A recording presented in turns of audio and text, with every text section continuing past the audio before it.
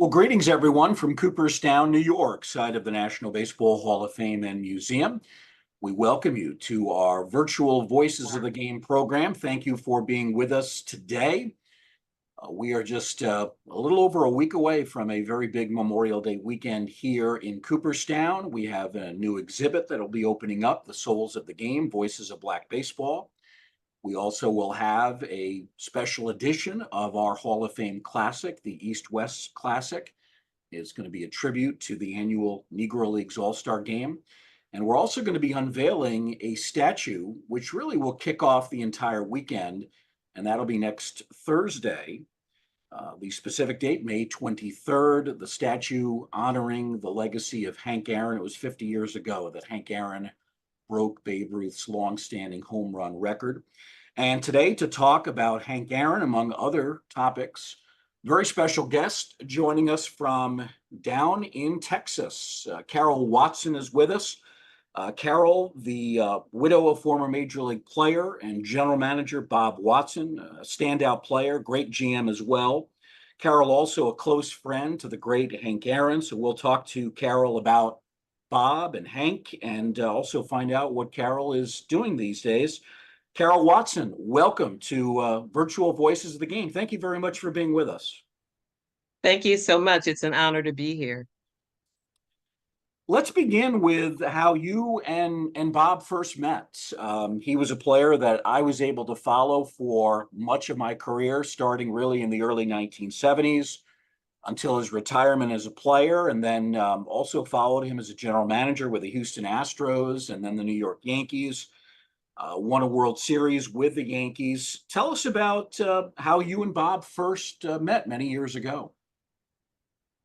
That's a very great question, and I hope I can remember a whole bunch. One of the things that I say about Carol and Bob Watson, I say that we were tri-coastal. We grew up on the West Coast, came to the Gulf Coast, played up and down the East Coast. Each was a learning situation. Each was something that was always new and different. Growing up on the West Coast in California, in Los Angeles, everything was about outdoor sports.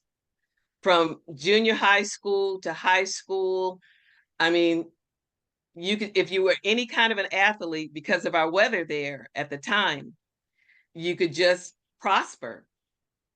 And I would say that Bob's high school team, he went to Fremont High School, I went to Washington High School.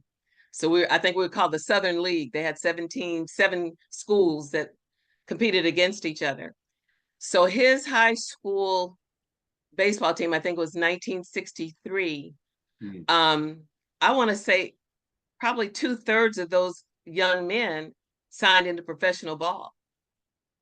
A whole bunch of them went to different teams. The coach that they had there, it was like a machine. We had Willie Crawford that went to the Los Angeles Dodgers, Bobby Tolan, Cardinals. I mean, the pitchers, hitters, everything. And Bob's nickname was the Bull. Yeah. And he was a catcher, started out as a catcher. We got married at 21 and 22 years old, stayed married. We fought our way through, I think it's called, we became a partnership. Partnerships are very different from just being married, in my experience. And each partner knows what they have to do. And he always told me, he said, there's only one thing that I really want to do. I want to play ball. I have something I'm going to read to you. There's a book called Working the Ballpark. I'll show it to you. Here's a little, probably backwards. But they did an interview with him and it says, baseball chose me. I played more ball as a kid than most. I grew up in Southern California and I played on 4 teams at one time. My grandmom would take me from ballpark to ballpark and I would change uniforms in the back of her car. It was one of those things that I knew at 10 years old, I was going to be a big league baseball player. I was 5'8", 180 pounds. At 12, I was probably 6 foot, 200 pounds. So all these teams wanted me to play with them. Schedule permitting, I played 2 or 3 games a day. He signed in 1964 with the Houston Astros. We were part of going to the minor leagues, signed in 64. We got married in 68. And he played for 20 years. Over that 20-year span of time, Bob hit over 315 years out of the 20 that was on the field. And he ended up, I guess, with a lifetime average of 295. And one of the things that, as a young person, like, I didn't really know anything about baseball. In fact, Bob asked my father for my hand in marriage, and my father kind of looked at me and said, "Do you know how to do anything else other than that?" He said, "How are you going to take care of my daughter?" Yeah. And of course, at that time, basically, to me, before the money era was actually ushered in, the men in baseball played for 3 things: honor, dignity, and integrity. That was a real big thing to have, what money couldn't buy. Yeah. One of the things that I learned a lot about baseball, and I learned a lot from my spouse as a person. He was always a student of the game. And he had a little book like this, a little handbook. And so with these young kids, young people, and he, as a catcher, he kept a log of every hit, every pitcher, who struck out, who got a hit. And I guess from the and he loved Yogi Berra, and there was like that was one of his idols.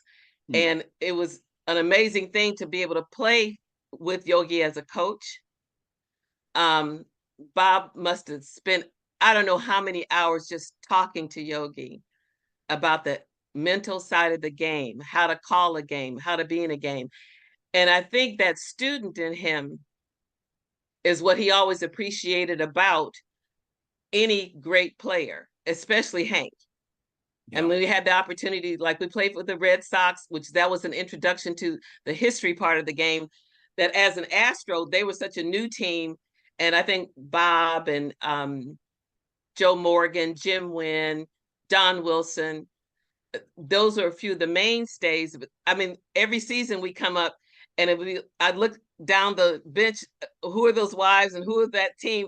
They were changing all the time. So there wasn't much stability for a lot of years. Who they've become today is something after 40 years or something of history. But he always appreciated being a student and always worked very hard at learning. Yeah. And when we were with the Braves and Hank was there, I don't know if people actually even know this. Hank's brother, his younger brother, was our coach, Tommy Aaron. Mm-hmm. That's like, so we got the best of both worlds, 2 families. The Aarons took us in, they personally, socially, physically. And it was Bill Lucas, who was one of the Bills. I call it the 2 Bills talk to the one Bob. Bill Lucas, Bill White, who was the first African American to serve as the league president. Well, when we were both teams, each one of these men who were in the front office, actually solicited Bob and courted him and encouraged him to become an executive in some fashion. Mm-hmm. But before that executive position came open, he was a coach. In fact, he was Joe Torre's bench coach when we were with the Braves. So from bench coach, so it was Joe teaching Bob on how to be a coach. Went from there to the Oakland A's as an instructor, a hitting instructor.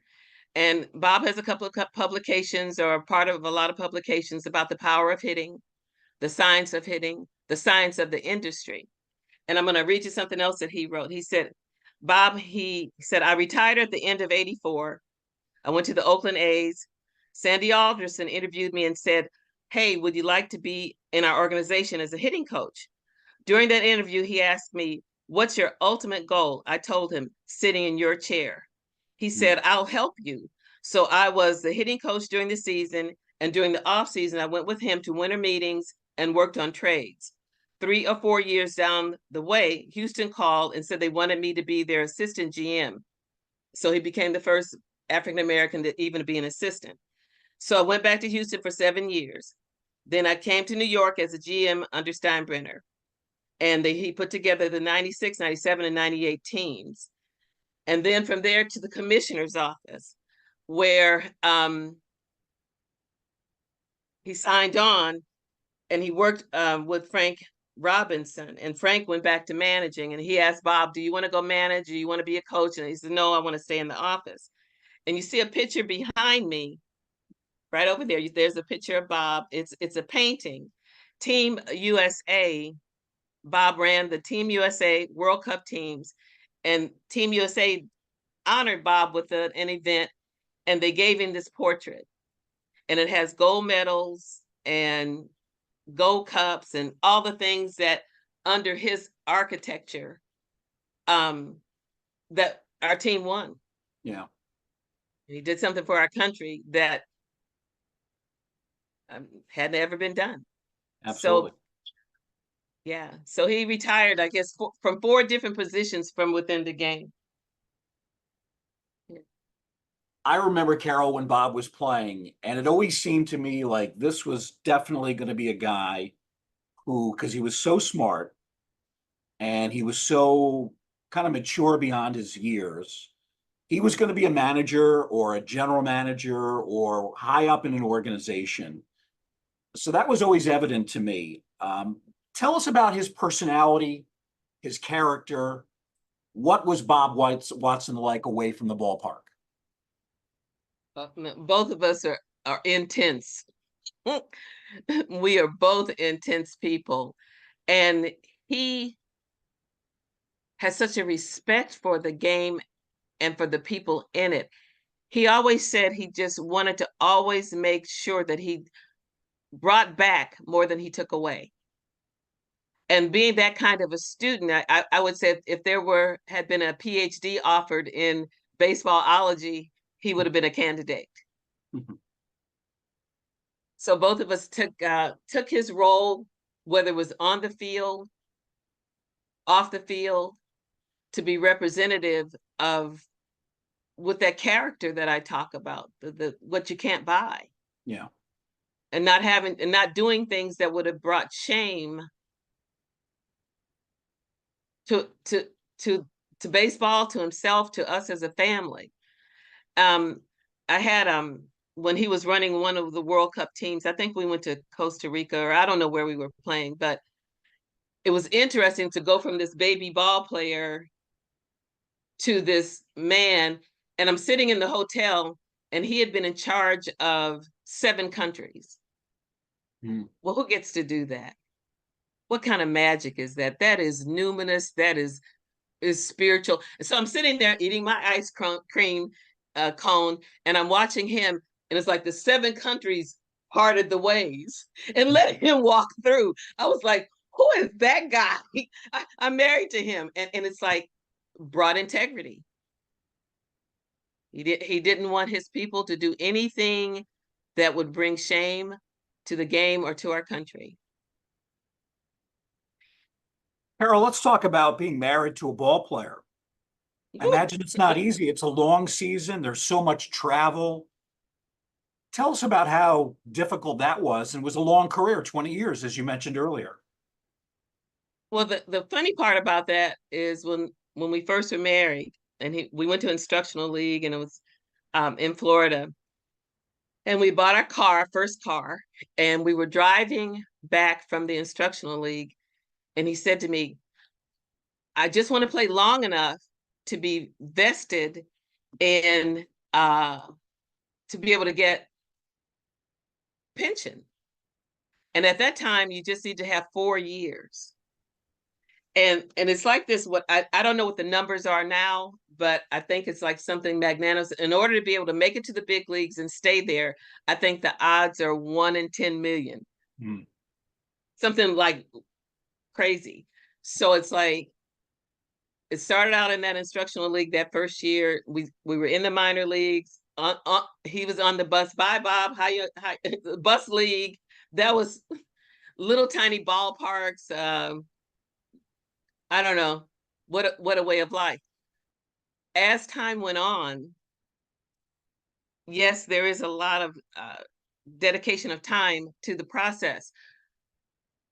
I thought it was a lot until he became in management. I think he worked 18 hours a day in management. We hardly ever slept. I look at it like this. I tell people we pumped adrenaline all of the time. By the time we got to the Yankees and to the Red Sox, let's see, Carol Watson would cook 5 meals a day. Because the truth is, as glamorous as the job seemed, he worked at night, and I have 2 children. Well, they had a day life and he had a night life. So I'm in the cooking, I'm carpooling, I'm talking, I'm on TV, I'm writing articles, I'm going to school, I got a couple of degrees. I mean, once again, back to being intense. Once again, having, I think, a connection with the spirituality that made for a lot of grounding, a lot of paying attention to a power greater than anything around us. And that takes intensity, that takes focus. I seen a movie once, and I thought the things that I heard, there's a medical doctor, Dr. DeBakey, who I guess a heart surgeon, famous at the time. Mm-hmm. And I was watching this, and he said several things. He said, what do you need for success? You need to have instinct, stamina, focus, skill, information. And the last is GOD, good orderly direction. And I wrote that. I kept writing about that. I kept focusing on that. And that was when you go back to asking about Bob, or both of us just stayed focused. And there's always something to pull you sideways. Always something to want to take your attention away on the horizontal, something pulling at it, life on life's terms, whatever. But it's like staying vertical and focused and getting information and staying that student of life. And to me, baseball has been a microcosm of everything that goes on globally in the planet. How do you glean from that? How do you stay focused with that? How do you learn from that? And a lot of times we didn't learn anything. We just got beat down. And then what do you get from the beating? Oh, and the other thing about baseball to me that's like, and I don't know what people say about this, but it's a system designed for failure. There's only going to be one winner. The rest, it's like, you're going to lose. Oh my gosh. Well, what do you do with losing? Hey, by the way, what do you do with winning? Oh, by the way, if you hit that home run, you walk up to the plate, and then next inning, what are you going to do for me lately? Yeah. So Carol worked all of the time. I think just now, as this mature person, I know you'd ask me a question about, how am I involved in baseball? Well, I'm a part of the Wives alumni, lifetime alumni, something, but it's like every ounce of energy that I ever had, I used it.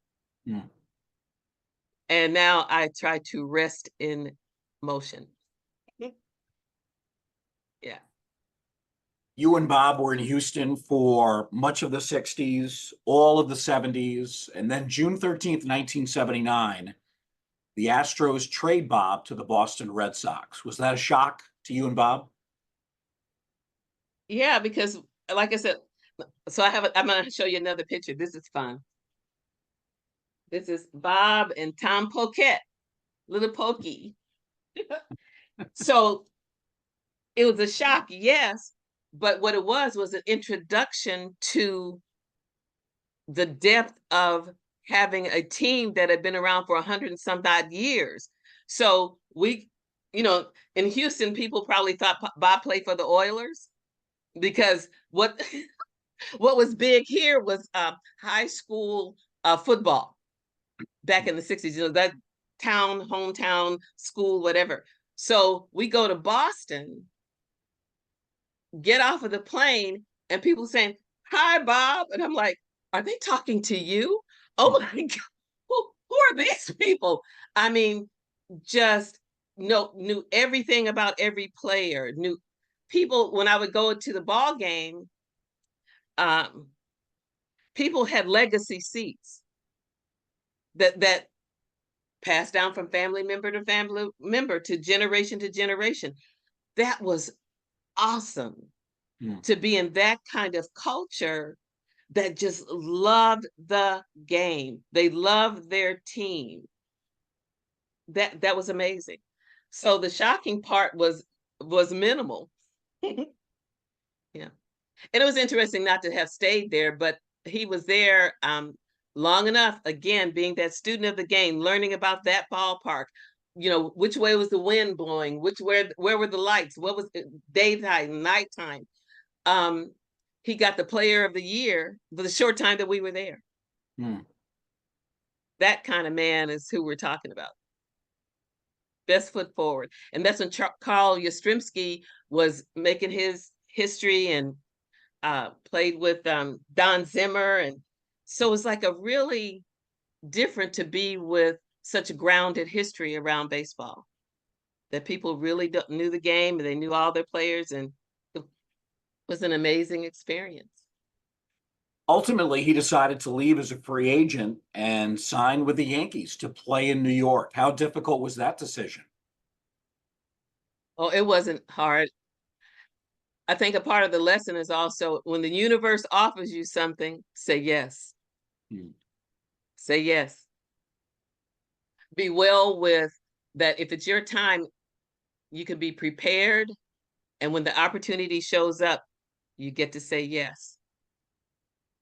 And the Yankees, of course, even though they hadn't been winning, but it still was that same history of the pinstripe and how much they love the game. New Yorkers love the game. So it was like also stepping into another bastion of history. When we were there, the Yankees had not been to the World Series. I don't know how many decades they hadn't been. And we had an opportunity to go to the playoffs. And the first at bat that Bob hit a home run. And so we talked about that. And he said, you know what, Carol, when I was 8 years old, the first pitch that I hit a home run at 8 years old. So it was like he got to have history repeated on this grand scale. Yeah, it's interesting. He had never been to the postseason with the Astros. He was with the Red Sox for just part of that 1 year, and then all of a sudden with a postseason bound team in New York. After that, he goes to Atlanta. That's where he finished up his career as a player, but did become a coach. You mentioned working under Joe Torre, and then eventually makes the transition to working out of the front office. Starts in coaching, but goes up to the front office, becomes the general manager of the Houston Astros, later on general manager of the New York Yankees. And of course, he was the GM in 1996 when they ended their long World Series drought, which had dated back to the 1970s. Incredible upset, 6 games over the Atlanta Braves. Here is Bob's Hall of Fame World Series ring, which you donated very generously to the Hall of Fame. Beautiful ring. Just before the rings really started to get very big and very gaudy, they've become very oversized. But I really like this style of ring. When you see this ring, Carol, and know that it's part of Cooperstown, what does that mean?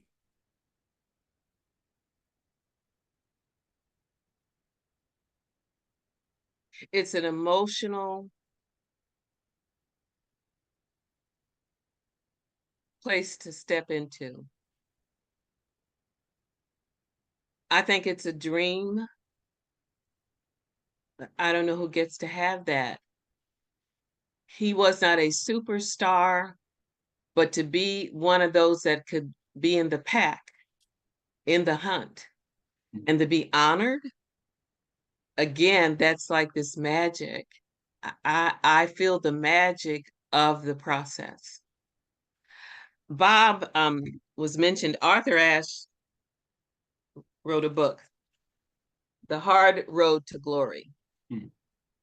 And what he wrote was, they hit, ran, fielded through, and fought their way to prominence into the hearts of many. Well, oh my gosh, to have this as his, and he wore his rings. Very, very proudly. And to me, for him to have been a hitter of a home run, then go back how many years later and put together a championship team, who gets that magic? And for it to be recognized, because everything, I mean, there's a lot of hoopla that goes on as far as the news and the media, but what about this? What about the underpinnings that get to be honored? That is a treasure. I don't have words for that. Mm. And for this person like an Arthur Ashe, who was just a phenomenal athlete and a person of note, for him to recognize a fellow athlete, a fellow traveler, and to write this book, because Joe Morgan's in the book and Jimmy Wynn's in the book, and a number of other people crossing sports who were who just worked real hard. Well, who gets to have that as a treasure to be honored for just doing a really phenomenal job? Job well done. Yeah. Life well lived, you know? Sure. Couple of things that jump out about the ring. If you look at the left side, you can see the name Watson very clearly. But then there are two words under his name, courage and heart. Was Bob involved in putting those words? Was that his idea, or did that come from someone else? Oh, I have no idea. You don't know. That I don't know anything about the design. Okay. But a beautiful ring, and you say that he wore it very proudly. Another ring that he also was able to collect, if you will, during his career is this one. And this was not for something with Major League Baseball, but this was his Olympic ring. Many people don't realize that Bob served as the general manager for 4 USA Baseball national teams. And as GM, he oversaw US winning the gold medal at the Sydney Olympic Games in the year 2000. Here is the ring that he received. And of course, again, we see the name Watson on the left side. Another meaningful item that I believe you donated to the Hall of Fame. Yes, yes. It was an interesting, when you talk about something hard, how do you leave the field and the accolades that you get from that to be a worker among workers? The underpinnings of the game. Sometimes, I don't know if people can even realize that how much it takes to put a team on the field. The people who bring up their best. Also, when Bob became a general manager, he started a program called Reach for the Stars. And there is, with the Houston Astro organization, there's a Bob Watson Education Center. And it's because when we came from the field, which is you just focused on yourself and your team, and you really don't have to know anything else because you're the prize as a team member. So he takes these jobs, and then there's all these people who are just doing their best to get the best on the field. So he started this program to get young people, college graduates, to see that's probably 40 to 50 degreed positions that can be worked for within the game of baseball. As well as, I think I looked it up the other day, and one day there were 350 job openings. From media to medical, I mean, you just name it. It's like overwhelming when you think about the vastness of it. So coming from, and even including the people who designed the rings, the people who designed the uniforms. Him and I would laugh because he had I'm going to show you this one. This was, look at that Astro uniform. So it's like he was in their Hall of Fame. And so we laughed because it went from this little stoic uniform to this loud popsicle, orange stripe, whatever. Well, some design team had to do that. And it was the same thing with the Olympics. It's like all the underpinnings that went to get the Olympic team there and to get the best. And sometimes him and I would talk about when he was designing the Olympic teams, he would call up, the 30 teams, and he would ask for a player.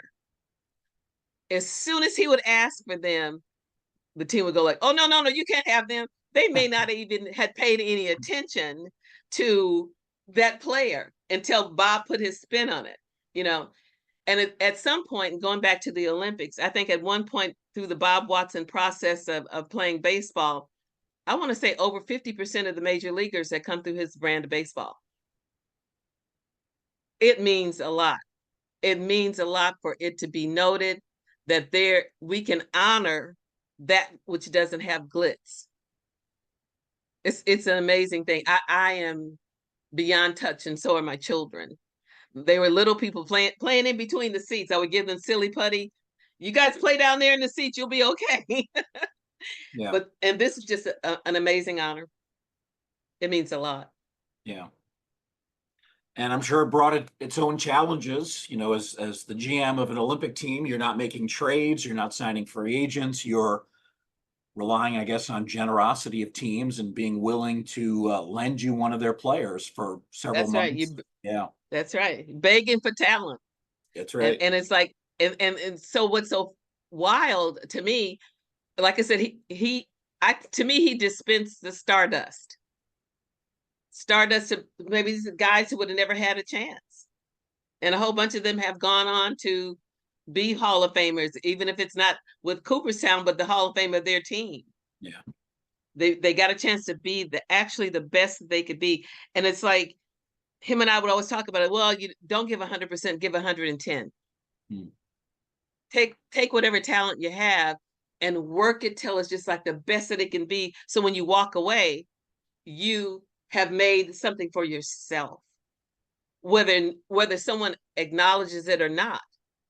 You have built an in-house love of your own work and your own expertise. I think that's integrity. In addition to the 2000 Olympic gold medal under Bob Watson's leadership, the U.S. qualified for the Olympic Games in 2008. Also won back-to-back International Baseball Federation World Cup titles in 2007 and 2009. So it really was a strong long-term relationship between Bob Watson and the U.S. national team. We're going to switch gears, Carol, and talk about another important gentleman, this fella here, Hank Aaron. I love this baseball card of him. Came out 50 years ago in anticipation of him breaking Babe Ruth's record, which he did. Tell us about how you and Bob first met Hank. Did it come during Bob's time with the Braves, or does it go back further? No, it was with the Braves. Bob may have known him, but we did not have a relationship with it. Because you have to remember, way back then, teams were not to fraternize either. That was a part of the rule. You just did not do that. So you may have even had friends on other teams, but you just don't even smile when they're on base. don't even do that. But it was when Bob got traded to the Braves that the relationship solidified. The times that we saw Hank after playing, we went for his birthday celebration sometimes. His wife, she took me in. That was one of the things that also happened, just like it did in the clubhouse. The older guys, or the ones who were seasoned, would take on the younger guys and teach them how to be a part of that team. And his wife would do the same thing and helped me. Yeah. So no, it wasn't until we were there that the relationship bonded. Mm-hmm. Hank, of course, worked in the Braves front office and would often be at the ballpark. The impression I've always gotten of Hank Aaron, I only met him a couple of times, never really interviewed him for any length of time, but he always seemed like a very quiet, humble man. Is that accurate? Absolutely. Absolutely. Humbled. And also, like I said, with him being in a baseball family, Bill Lucas, his sister was actually Hank's first wife. And so coming into a baseball family, it was like maybe it felt like it was average to be a part of such talent. But they're always really kind, gracious, home folk people, inviting you for dinner, inviting you to go to things, inviting us to be just a part of their life. And Hank was always very calm, a calm man. And I think that's amazing. whatever, all the pressures that they were under. Um, but he never showed anger. He just would be just helpful with all of us. Yeah. I think Dusty Baker would talk about that, you Yeah. know. Hmm. Was there anything specific about Bob that you think maybe drew Hank to him? Anything about Bob's personality that really helped them connect? I think it's one of those, what I said earlier, Bob really admired the men in the game who took it seriously Yeah. and who knew that it was a blessing to be able to be chosen. Everyone doesn't get to be chosen. Everyone doesn't get to be have that stardust fall on them to be the best of something. So whenever the men that he would speak about were the ones who took the game seriously Hmm. and held it with esteem. And Hank was certainly one of them. Yeah. We recently celebrated the 50th anniversary of this Mhm. record-setting home run. It was a Monday night, April 8th, 1974. We can see Hank having just hit the home run on the left and then being greeted by his teammates on the right. So I was all of, let's see, 9 years of age, but I was an avid fan already. And I was parked in front of the television set. The game was broadcast on NBC. So I remember this moment fairly vividly. Did you watch the game? Did you see this moment as it happened? I think I did. But you know something? This is the life of simulcast. Everything is going on all at once, all of the time. So somebody was always making a hallmark. I remember it happening, but at the same time, we were probably at the ballpark at another park Yeah. trying to win. So it's like, and you're going to focus on your own team and what's happening in your. But I do remember the two of them and Billy traveling with Hank everywhere because of the controversy and the things that people tried to do. And that goes back to being a person of focus. Whatever people were doing, whatever their shortcomings and hatred or whatever, he just stayed focused. I mean, and here we are, we have this incredible hallmark and a hallmarked life. The last time that I think we saw Hank, he was in a wheelchair and um, but still that kind, same smiling man, Mm. you know. But anyway, so no, we were at some game somewhere, and something was going on all of the time. Somebody making a mark all of the time. But I do remember. One of my favorite artifacts here at the Hall of Fame is this lineup card from that day, April 8th, 1974. The lineup was made out by Hank's longtime friend, Eddie Matthews, who happened to be the Braves manager. And you can see Aaron's name prominently in the number 4 cleanup spot, followed by Dusty Baker and then Davy Johnson. And somebody wrote in blue pen toward the bottom, pretty simply, Hank Aaron's 715th home run, as if it was almost a routine thing, which it was not. I'm curious, Carol, did Hank ever talk to you and Bob about what he went through, the hate mail, the death threats? Did that come up in conversation? Yeah. No. No. Mm-mm. Maybe he talked to Bob about it, but not to me. No. Yeah. And his wife didn't really talk about it either. I think they always focused on the successes and the good that it brought more than about being the victim of someone else's imagination. No, I that wasn't a conversation that we had. Pretty amazing what he went through, and yet he remained such a fine player, hitting home runs, playing exceptionally well, despite all the pressure to break the record, despite all the hatred that was coming his way. And yet he maintained this level of excellence really through the 1974 season and ultimately did break the record. A name that you brought up a couple of times, Carol, that I'd like to talk about is Bill Lucas. Bill Lucas was not general manager in title, but he essentially was the GM of the Braves in the mid 1970s. And many will say that he was the first Black general manager in history. And my impression is that you and Bob knew him very well. Sadly, he died at a young age, but his story is pretty remarkable. Well, I would see his wife a lot, and like I said, they were friends and family with the Aaron family. Um, and I always thanked her for being married to such a man, and she was just always this gracious lady. I'm sure you will meet her. Um, and Bill was just another kind spirit, another generous spirit, another that old school of you take in a young one and encourage. He was an encourager. And I never heard him complain or make a scene about whether he was the first or the second or the 30th. I think that is just grace right there. So I feel like Bob was able to be a recipient of that grace, a gracious person from the inside out.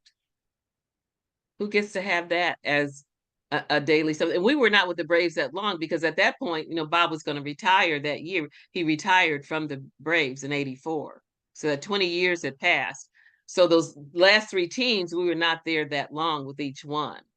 But the short time that we were there, the Braves and their staff and Bill Lucas, they made an impression. They took us in, made us family, the baseball family for sure. Yeah. A lot of people feel that Bill Lucas, if he had lived and had remained the general manager essentially of that team, might have led them to great things. They did make the playoffs in '82, several years after Lucas's passing, but did not return after that. He was a bright young executive and someone so highly respected within the Braves organization. Speaking of the Braves and Hank Aaron, here, of course, is Aaron's plaque, which is here every day in our plaque gallery. We have an entire exhibit dedicated to Hank Aaron, Chasing the Dream, which opened up a little bit more than 10 years ago. A beautifully done exhibit up on our third floor. And we have a new addition that I know you know about and a lot of our audience knows about. The Hall of Fame announcing about 6 weeks ago that a Hank Aaron statue will be unveiled at the museum Thursday, May 23rd. That is just a week from when we are speaking. It's really going to be the kickoff to Memorial Day weekend, a new exhibit, the Hall of Fame East-West Classic tribute to the Negro League's All-Star Game, part of that weekend as well. But this statue will be really the kickoff event to that weekend. It's bronze, created by a very accomplished sculptor named Will Behrens. My understanding is you're not going to be able to be there, but I think some of your family will be coming. Is that correct, Carol? Well, both of my children, Keith and Kelly, they will be All right. there. Yeah. Very good. They're able, and I'm grateful. Yeah. Yeah. No, that's going to be an exciting event. They are really looking forward to it. They're looking forward to seeing Ruby Lucas again and the different people that they've met over time that are also going to show up. And another exciting time, another amazing thing. And I just love the fact that there's just going to be this amazing statue from a fantastic artist. I'm an artist myself, so I appreciate what's going to be put up there as a sculpture. Yeah. So your two children, they've been to Cooperstown before? No. They have not. No. Well, we will treat them very well. We'll put I'm going to hope that you will. Yeah. Yeah. Tell us about your kids, what they're like, what they do. Well, my daughter's an accountant, and my son's a producer, music producer. That's what they do. Both single, so I don't know if there's anybody out there, but they're fine. They love their dad. They are happy that they had a chance to have a father like they had. Yeah. Grateful for that. Do they live in Texas? Yes, we're still in Houston. Yeah. They are. Yeah. All right. Yeah, we say we had dual citizenship, we're from California, but we live here. So Yeah. Well, it's wonderful that they will both be here in a week from now when this statue opens. By the way, for those who have been to the Hall of Fame and know about the Buck O'Neill statue that is Mhm. also on the first floor, also near the grand staircase, the man that designed that statue, Will Behrens, is the same man who did the Aaron statue. And I love the O'Neill statue, so I cannot wait to see the Hank Aaron statue. Again, that'll be unveiled May 23rd as we start our Memorial Day weekend a little bit early next week with the unveiling of Hank Aaron's bronze statue. A That's few more right. minutes remaining with our guest, Carol Watson. If anybody has questions for Carol, please post them in our chat room. Carol, let's talk about what you do today. Here's a photo of you from a few years ago with the Houston Astros Youth Academy. Tell us about your work with this group. Well, what I can tell you is who Carol is. I'm an artist, and all that traveling and moving, we moved every time that Bob got traded. I don't know what other people did, but we were this nomadic baseball family. But what I would do is I'm an artist, and I would carry and pack. This is a pen, a paintbrush that has water in it. So I'd have my portable paints. I would have ink pens, pencils, and a little card that says global travel on it. Um, this is me speaking when this is Bob in the wheelchair right there, and somebody has a camera. I think there's Enos Cabell who has a camera. Oh, wow. Um, but it was the opening of the Bob Watson Education Center. And what I've also done over the years is I'm a fiber artist as well. And here's a picture of Carol at the Olympics with a jacket that New Era Cap gave me all these cap parts. And it's a baseball jacket that I wore to the Olympics. And basically the academy, they run every kind of education. Like I said, that Reach for the Stars program came as a result of, and this building came so that this extra can be done of teaching. Yeah. So when I was there last Saturday and did a program and spoke about the beginning of us being married and the evolving of his career from being a player on the field to this executive. And so that's me talking about it. And at that picture right there, Bob had begun to decline. And it was the last time, and Joe Torre came, and that was great to see these two men together talking. But Bob was in serious decline at that point. But for me, I'm an artist. I'm going to have a show hanging pretty soon in a couple of months here in Houston. And there's a painting. This is one of my paintings behind me. It's baseball. So I have a series that I'm working on. So maybe I'll hang them in you guys' gallery. I don't know. We'll see what happens if I ever finish the series. But as far as the baseball is concerned, it's always advancing. It's always changing. There's always something new. And this would have been my sixth decade of being in the game. I think I'm due to be able to sit down and watch it on television and hear the instant replays and watch everything. But as far as doing a whole bunch of things, I gave my best from 20 years old up until present. Yeah. So I'm at rest and in my artwork. Carol, tell us more about the Bob Watson Education Center. It sounds like the emphasis is on academics for young baseball players. Is that what happens? No, they have both. I mean, they have when I was there Saturday, I think they had, I don't know, maybe 10 or 15 different teams, young people from around the city that were there getting instruction. So the guys that run and there's women that also coach. So there's men and women coaches. So they have the academics and then they have the on-field preparation. And they also encourage if you're not going to be a player, learn about the media, learn about the medical part of it, who are the trainers. I don't know if people can even realize that learning to be a grounds crew. I mean, that in itself is a science. What kind of grass is on the field? What are the lights like? All of this. So they have this as a training program. How often, I don't know. Like I said, I'm not necessarily a part of that, but I just know that they're open to every other aspect of the game, Yeah. to teaching. So like I said, there was probably 10 teams there just on Saturday alone, all in their little uniforms, and the kids were like from probably ages, I want to say 8 to 12. Very So good. it was excellent. Yeah. Must be a great source of pride. Carol, before we let you go, we do have one question from the audience, and it's really a great one. Comes in from Brian. Did Mr. and Mrs. Watson ever have the opportunity to meet Mr. and Mrs. Jackie Robinson? It's a great question. Oh my gosh, yes. Rachel, yes.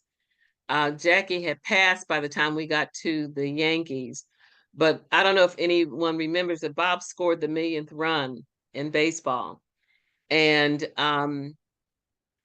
Tootsie Roll, we had a bunch of Tootsie Rolls, I don't know, 10,000 Tootsie Rolls or something. And there was a monetary amount. And so what Bob did, he donated whatever was received, the money and the Tootsie Rolls, to the Jackie Robinson Foundation. And when this youth academy was opened, the groundbreaking, Sharon, his daughter, came and was a spokesperson there. So we've had some close affiliation and always showing up. And also with us being in New York, I did get a chance to see her here and there. Yeah. But them, as well as, like I said, Frank Robinson, Willie Mays, always spoke highly of Bob. And one of the things that Willie said about Bob, he said he was one of the greatest natural hitters in the game. And that was like, well, a compliment. There's no way to measure that from Mr. Mays. Yeah. And I bet someone like Bob really appreciated that, because I think he knew the history of the game. He knew Willie was toward the end of his career when Bob was in his prime. But boy, to hear those words coming from a great like Willie Mays, that must have really made him feel good. And it was on the broadcast, and we were with the Giants, playing the Giants at that point. And like I said, the Astros had not come into their own, so it would be Bob Watson and the Houston Astros coming to town. And so to have Willie Mays to speak like that about Bob, it was like magic. I said, Bob, do you know what Mr. Mays said about you and your acumen? And it's like, my gosh. Yeah. Well, you've mentioned some great names that you got to know and that Bob got to know: Willie Mays, Jimmy Wynn, Joe Morgan, even some lesser known players, but good players like Willie Crawford and Bobby Tolan. Great to hear these names again so many years later. Our guest has been Carol Watson.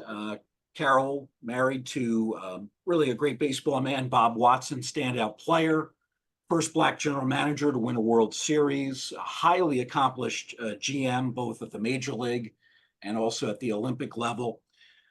We appreciate your time, Carol. I'm sorry that you're not going to be able to come out next weekend, but we look forward to meeting your son and your daughter for the unveiling of the Hank Aaron statue. Thank you. Appreciate the invitation. Thank you. Again, our guest, Carol Watson. A reminder that statue will be unveiled. The date, May 23rd. It's a week from today when we broadcast. And that new bronze statue of Hank Aaron will be unveiled that Thursday of Memorial Day weekend. The following day will be the opening of our new exhibit, The Souls of the Game, about the history of Black baseball. And then Saturday will be the Hall of Fame East-West Classic at Doubleday Field. All of that coming up. We thank Carol Watson. We thank all of you for joining us as well for virtual Voices of the Game. Thanks for being with us. Have a great day, everybody. Take care.